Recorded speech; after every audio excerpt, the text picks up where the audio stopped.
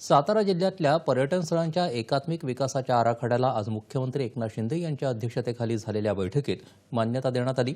या आराखड्यासाठी सुमारे 381 कोटी रुपयांचा निधी देखील मंजूर करण्यात आला असून या निधीतून महाबळेश्वर, प्रतापगड, सह्याद्री व्याघ्र प्रकल्प, कोयना नदी जलपर्यटन या पर्यटन स्थळांचा विकास करण्यात येणार आहे। पर्यटनाला चालना मिळावी यासाठी सातारा जिल्ह्यात पर्यटन महोत्सव आयोजित करण्याची सूचना मुख्यमंत्र्यांनी केली। पर्यटन विकासातून दुर्गम भागातील नागरिकांना रोजगाराच्या वाढीव संधी उपलब्ध होतील असंही ते म्हणाले।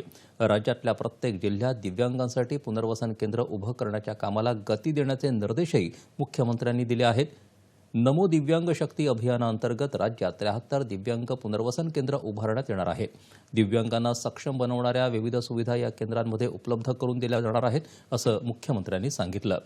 दिव्यांगांना पर्यावरणस्नेही ई दुकानं वाटप करण्याच्या खर्चाला यावेळी मान्यता देण्यात आली।